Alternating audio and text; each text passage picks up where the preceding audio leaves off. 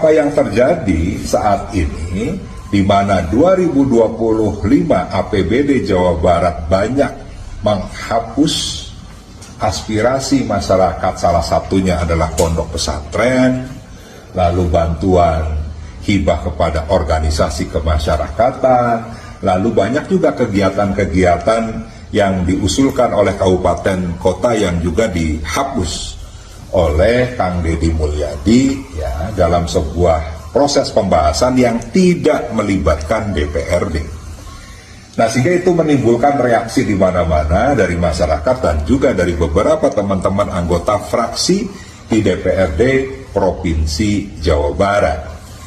Nah, sehingga tentunya respon dari masyarakat, respon dari teman-teman anggota DPRD harus disikapi betul. Misalnya, pondok pesantren menerima hibah hanya untuk memenuhi unsur ataupun aspek politis, ya, ada bahasa relasi politik, ya sebenarnya itu sah-sah saja, ya. Sama halnya misalnya gubernur datang ke suatu tempat, satu desa, satu organisasi, dia menjanjikan, ya, ke depan dia akan bantu, ya, organisasi, lembaga atau bahkan masyarakat di desa atau wilayah tersebut, sah-sah saja. Nah, sehingga ya terkait dengan masalah ini, ya saya sih berharap nanti pimpinan akan menindaklanjuti ya aspirasi masyarakat, kegelisahan teman-teman DPRD untuk merumuskan kebijakan yang terbaik. Kalaupun ada pondok pesantren yang diduga ya oleh Gubernur Jawa Barat ini memperoleh anggaran yang besar, maka ya perlu diverifikasi validasi ulang, tidak dicoret begitu saja tanpa melibatkan ya, anggota DPRD maupun dari pondok pesantrennya tersebut. Jadi begini, ya kan? Itu adalah bagian dari upaya kita dalam membenahi manajemen tata kelola hibah. Itu loh. Tata kelolanya bagaimana? Satu, agar hibah ini tidak jatuh pada pesantren yang itu-itu juga. Yang kedua, tidak jatuh hanya pada lembaga atau yayasan yang memiliki akses politik saja. Gitu loh. Artinya punya akses terhadap DPRD, punya akses terhadap gubernur. Nah, makanya kan tadi saya udah rapat tuh dengan Kemenak seluruh Jawa Barat. Ke depan kita akan mengarahkan pada distribusi rasa keadilan. Kita akan mulai fokus membangunkan madrasah-madrasah, sanawiyah-sanawiyah yang mereka tidak lagi punya akses terhadap kekuasaan dan terhadap politik. Jadi pertimbangannya nanti pembangunan sarana dan prasarana pendidikan yang di bawah Kemenak itu pertimbangannya nanti pertimbangan teknis dan pertimbangan kebutuhan, bukan pertimbangan politis. Karena selama ini bantuan-bantuan yang disalurkan kepada yayasan-yayasan pendidikan di bawah Kemenak itu selalu pertimbangannya politik. Anda kalau dibuka itu malah jadi rame malah. Coba ada yayasan yang terimanya 2 miliar, 5 miliar. Ada yang 25 miliar. Ada yang satu lembaga terimanya sudah mencapai angka 50 miliar. Menurut Anda adil nggak? Kalau mekanisme akan dirubah nggak? Akan dirubah nanti mekanismenya. Mekanisme akan dirubah. Nah itu, dan kemudian yang berikutnya, ya boleh loh saya sampaikan, banyak juga yang menerima bantuan yayasannya bodong. Maksudnya bodong gimana Pak? Oh, kayak masa emang ngerti bodong, udahlah nggak usah terjemahin. Ini adalah bagian audit kita untuk segera dilakukan pembenahan. Jadi tujuannya untuk apa? Karena ini untuk yayasan-yayasan pendidikan agama, maka prosesnya pun harus beragama. Madrasah masih banyak yang jelek, sanawiyah banyak yang jelek. Tetapi nanti Pak Kemenag, saya provinsi siap membantu Pak, membangun. Problemnya apa sih Kang Deddy hari ini?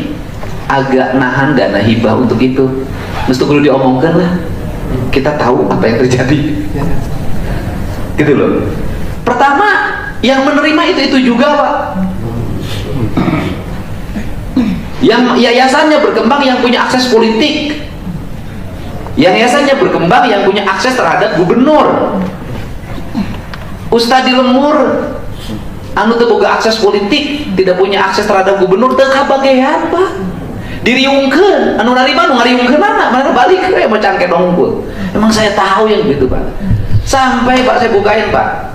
Bikin yayasan palsu Pak di Jawa Barat untuk nyerap duit Pemprov 2 miliar, 1 miliar, 5 miliar. Makanya saya stop dulu. Saya mau bikin rasionalisasi. Saya minta nanti data Kemenag, berapa madrasah yang harus dibangun, yang jelas siswanya ada, dibutuhkan di wilayahnya, Pemprov siap membangun Pak. Sudah kita bangun aja, nanti saya ngumpulin dana dari mana-mana, dari BJB, dari mana-mana, kumpulin semua, ayo kita bangunin. Gak ada lagi pemilihan sekolah pemerintah daerah, sekolah Kemenag, gak ada, semua rakyat Indonesia, rakyat Jawa Barat sekolah di situ. Tapi caranya harus benar, lembaga Islam harus halalan toyiban, harus memberikan contoh. Saya nggak mau nanti ada penerima hibah diperiksa ajengan Pak 2 jam, 4 jam cek ajengan nanti teuing teh nyaho. Saya kemarin tuh diskusi dengan teman-teman di PRT, Kang Deddy terima kasih, itu di stop dong. Kenapa? Dicari orang baru, saya tuh nanganin terlalu banyak. Kenapa? Kiainya dapat 15 juta, bantuannya 2 miliar.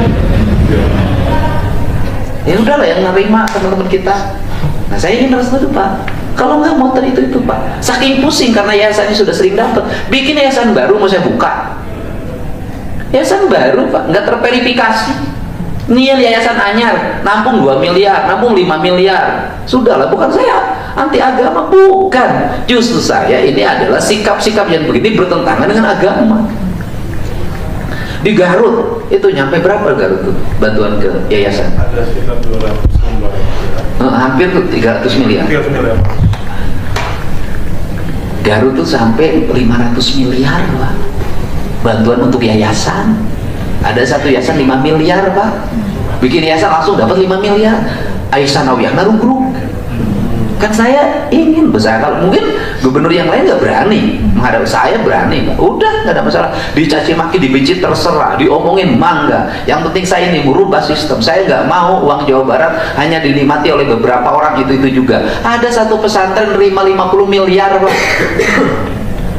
Mau saya sebutin 50 Pak, ngomong atas nama Islam, atas nama agama. Padahal kan kalau dia seorang tokoh, jangan dinikmati oleh yayasan dia dong. Tuh bere tuh Ustaz Bladi tuh bangunkan madrasahnya 500 juta, seneng ya sekarang. Ini saya bukain Pak.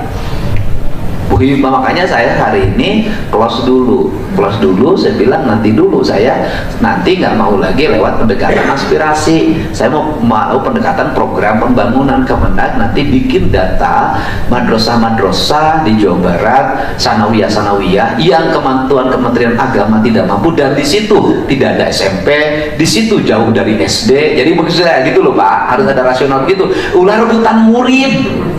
Jangan kejadian rebutan murid. Kalau di situ sudah ada SMP, ya sudah SMP-nya kembangin. Kalau di situ sudah ada sanawiyah, nggak usah bangun SMP. Kalau di situ sudah ada madrasah diniyah ya. Kalau di situ udah madrasah diniyah, sudah madrasah diniyah didorong untuk menjadi bagian sekolah Kalteng di situ. Jangan balapan SD di situ. Diurang mah balap, aya sanawiyah dilirin SMP. Aya madrasah diniyah dilirin SD. Pasea guru nage teu akur.